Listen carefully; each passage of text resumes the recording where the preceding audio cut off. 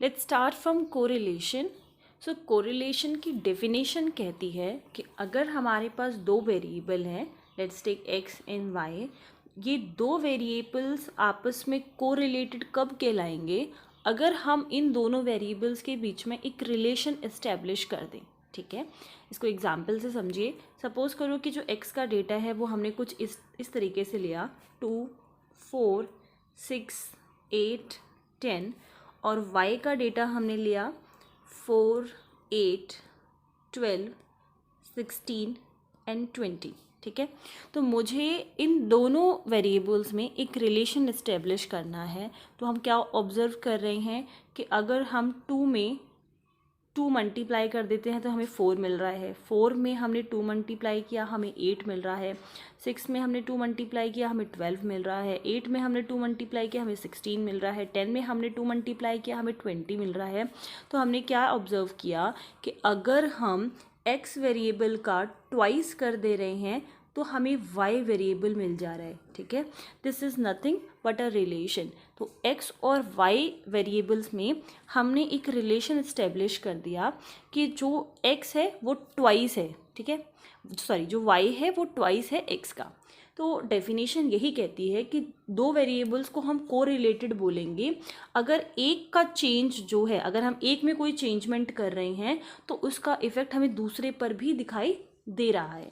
अभी जो कोरिलेशन है वो कोरिलेशन पॉजिटिव भी हो सकता है, नेगेटिव भी हो सकता है और ज़ीरो भी हो सकता है। वो कैसे पता चलेगा? सपोज करो कि हमने x में कोई चेंजमेंट की और वो जो चेंजमेंट है वो इंक्रीजिंग ऑर्डर में है। ठीक है, तो जो y की, ये हो गई x की चेंजमेंट, तो y में जो चेंजमेंट हो रही है वो भी इंक्रीजिंग ऑर्डर में ही है। ठीक है, अब जैसे कि x की वैल्यू को अगर मैं यहाँ पर इंक्रीज करूँगी और मैंने एक रिलेशन इस्टेब्लिश ये कर दिया है कि ये जो y है वो ट्वाइस टाइम है x का, तो अगर x की वैल्यू इंक्रीज होगी तो बहुत ऑब्वियस है कि y की वैल्यू भी इंक्रीज होगी क्योंकि दोनों के बीच में एक रिलेशन है। ठीक है, तो पॉजिटिव रिलेशन कब कहलाए? इसको हम बोलेंगे पॉजिटिव कोरिलेशन। अगर हमने x की जो वैल्यूज़ है उसमें कोई इंक्रीमेंट किया है तो हमें y की वैल्यूज़ में भी इंक्रीमेंट ही शो हो रहा है। अगर आपने x की वैल्यू में डिक्रीमेंट किया है तो आप ये नोटिस अगर करते हो कि y की वैल्यू भी डिक्रीज़ हो रही है, तो इन दोनों ही केसेस में ये पॉजिटिव कोरिलेशन कहलाएगा।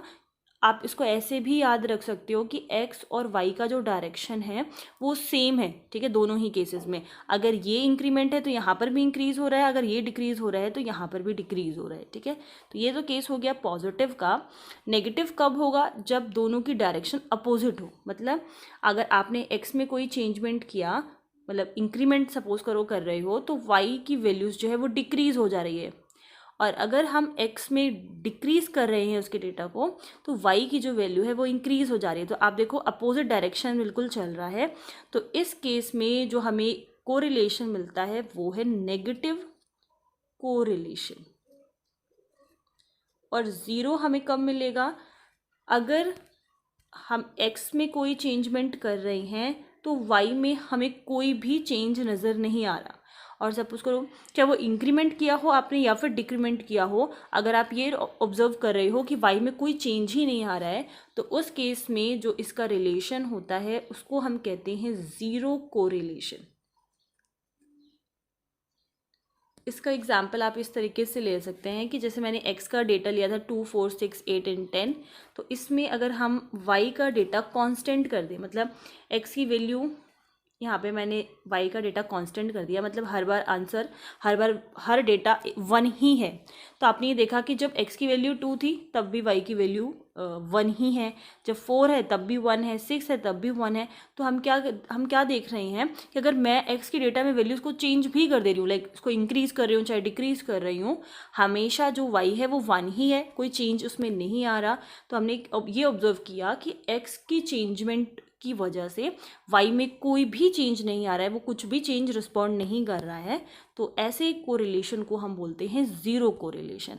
आई होप डेफिनेशन वो क्लियर हो गई होगी आपको कि दो वेरिएबल्स के बीच में अगर आप कोई भी किसी भी टाइप का, लाइक ज़रूरी नहीं है 2x, अगर आपने 3x टाइप का रिलेशन जो है वो शो कर दिया या फिर 2x + 5 टाइप का रिलेशन, उसके बाद नेक्स्ट टॉपिक आता है डिग्री ऑफ कोरिलेशन।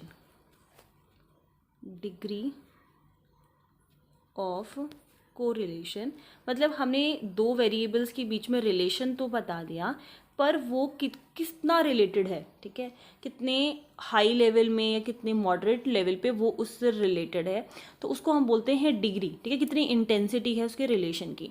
तो इसको हम इसको हम डिनोट करते हैं स्मॉल आर से। यहाँ पर स्मॉल आर का क्या मतलब है, कोएफिशिएंट ऑफ कोरिलेशन। ये आपको याद रखना, दिस इज़ वेरी इंपॉर्टेंट, आगे जो न्यूमेरिकल्स हैं वो इसी से रिलेटेड है। सो यहाँ पर स्मॉल आर डिनोट कर रहा है coefficient of correlation.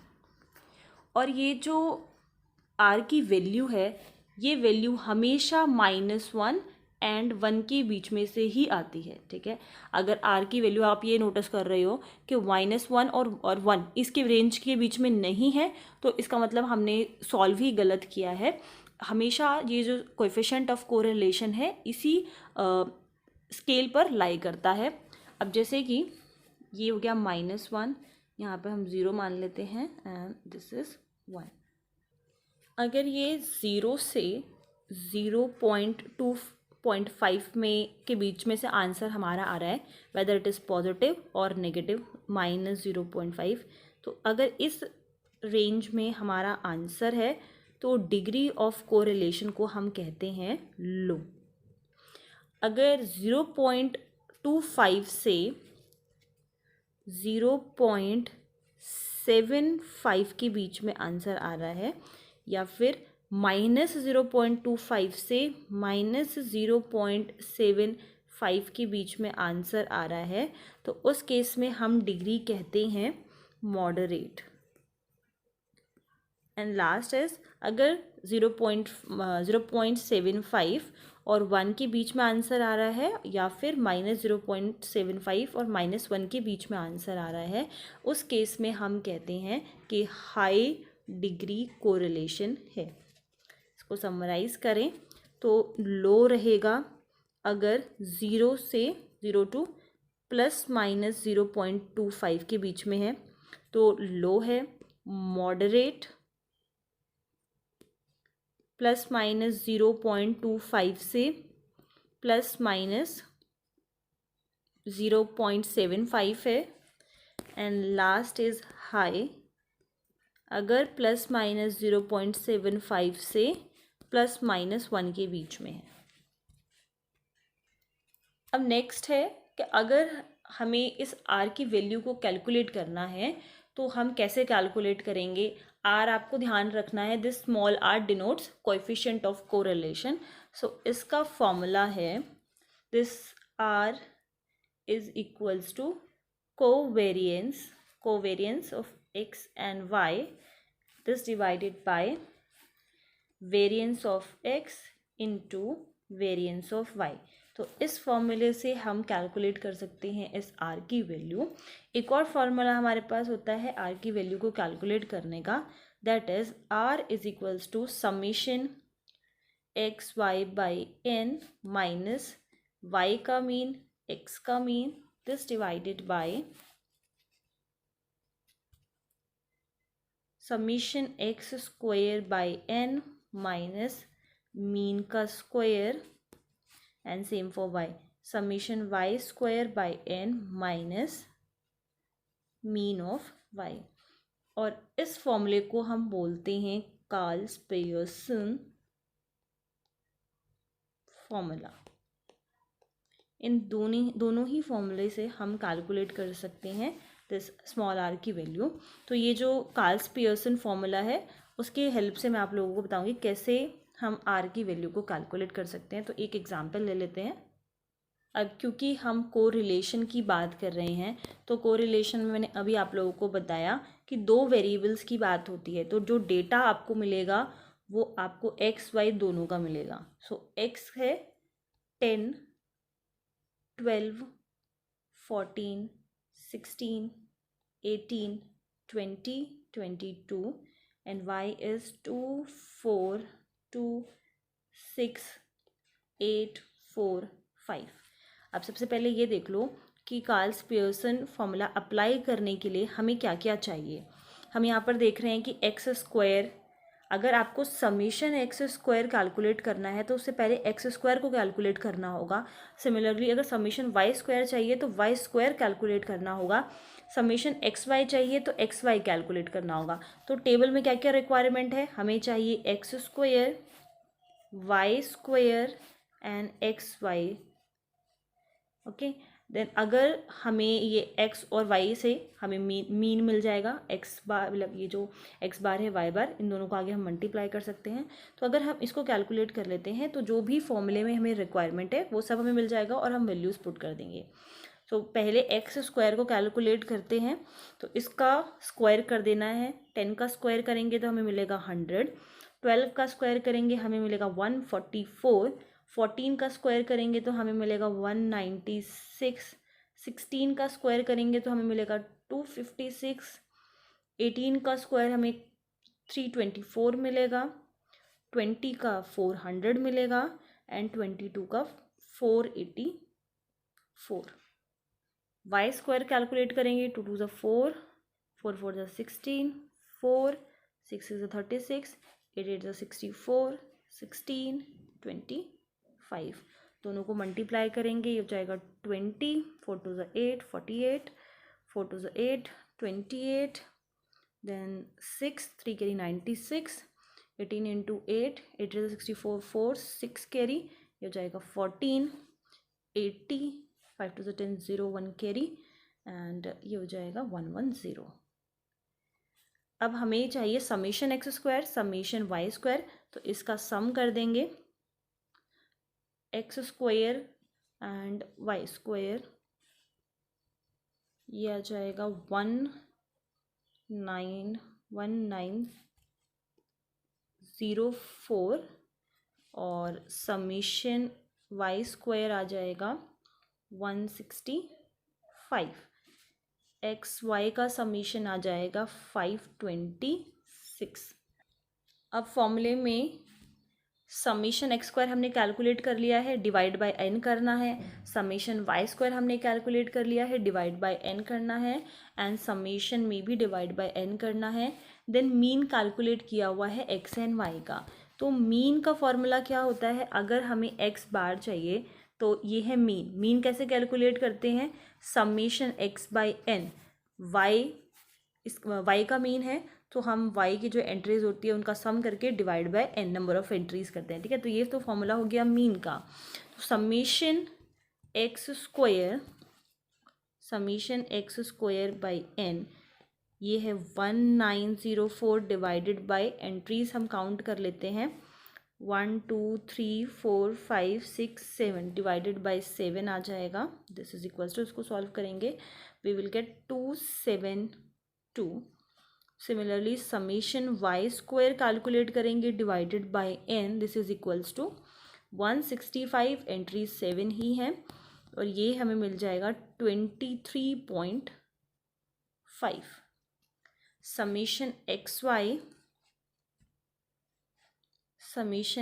Y by N 526 divided by N है 7, सो ये हमें मिल जाएगा 7, ये हमें मिल जाएगा 75.14। मीन की वैल्यू कैलकुलेट कर लेते हैं, तो इसके लिए हमें एक्स का सम कर, एक्स समीशन ऑफ एक्स चाहिए। इसका सम करेंगे तो हमें मिलेगा 112 and summation of Y calculate करेंगे, ये आ जाएगा 31।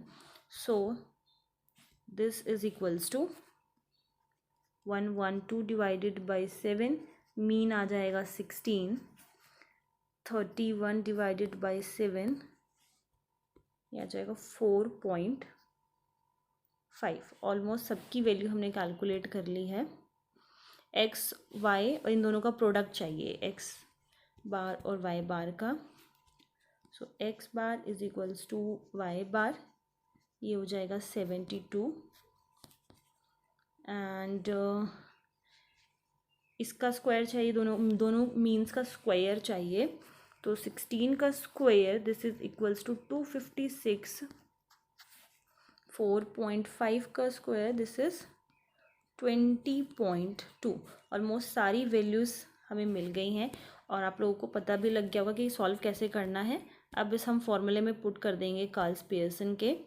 So this is equals to summation x y, ये आया था 75.14 माइनस इनका मल्टीप्लाई आया था 72, summation this is 272 minus 256, this was summation 23.5 minus 20.2, simple subtract करोगे तो यहाँ पर आपको मिल जाएगा 3.14 into 4 into 1.8 and this is equals to 0.43।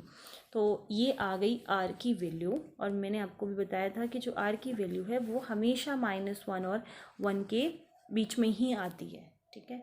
तो ये तो आर की वैल्यू थी, बट अगर क्वेश्चन ऐसे आ जाए कि ये फाइंड करो कि डिग्री ऑफ कोरिलेशन कितना होगा, तो उसके लिए भी आपको आर की वैल्यू ही कैलकुलेट करनी है। हाई है, मॉडरेट है या फिर लो है, तो आप रेंज जो मैंने आपको बताया था उसमें चेक कर सकते हो। तो इस केस में ये आ जाएगा मॉडरेट, क्योंकि 0.25 से ज़्यादा है, सो दिस इज मॉडरेट।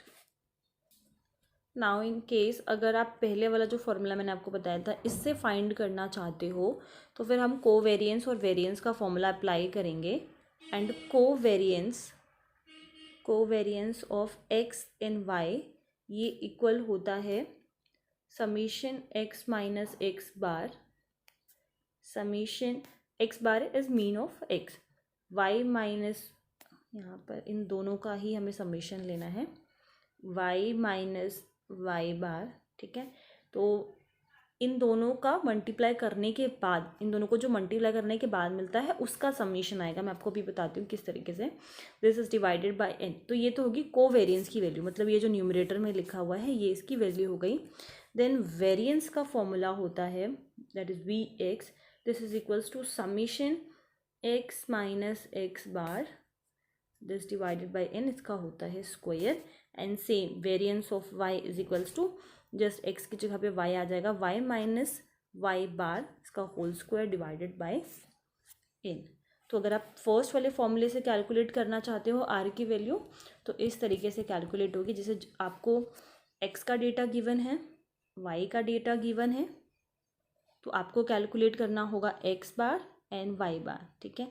तो x बार कैसे मिलता है, जो भी x की एंट्रीज यहाँ पर गिवन होगी उसका आप सम कर लो तो आपको समीशन x मिल जाएगा। जो y की एंट्रीज गिवन होगी उनका समेशन करेंगे तो हमें समेशन y मिल जाएगा।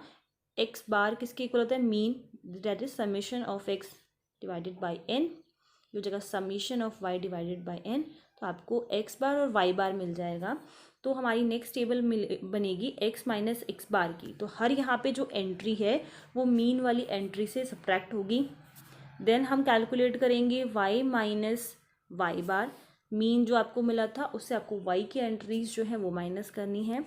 देन ये जो दोनों आपको कॉलम्स मिलेंगे उनका मल्टीप्लिकेशन आएगा, क्योंकि हमें नेक्स्ट कैलकुलेट करना है x माइनस एक्स बार, ये वाली जो वैल्यू होगी, एंड y माइनस वाई बार, ठीक है।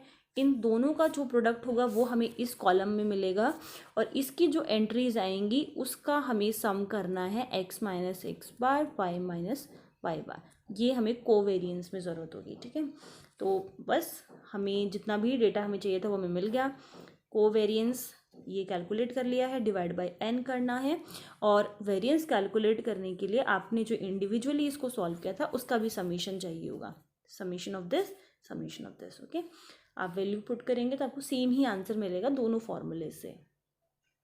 जो क्वेश्चन अभी हमने इसमें डिस्कस किया है यही सेम क्वेश्चन आप ट्राई कर सकते हो इस कोवेरिएंस वाले फॉर्मूले से, और आंसर मैच कर सकते हो। आंसर आएगा 0.43। सो नेक्स्ट वीडियो में हम रिग्रेशन का टॉपिक डिस्कस करेंगे। तब तक आप यहाँ का जितना भी हमने आज इस वीडियो में डिस्कस किया है वो आप अच्छे से रिवाइज कर लो। अगर इनकेस कोई भी क्वेरी है तो आप लोगों से पूछ सकते हो। Thank you.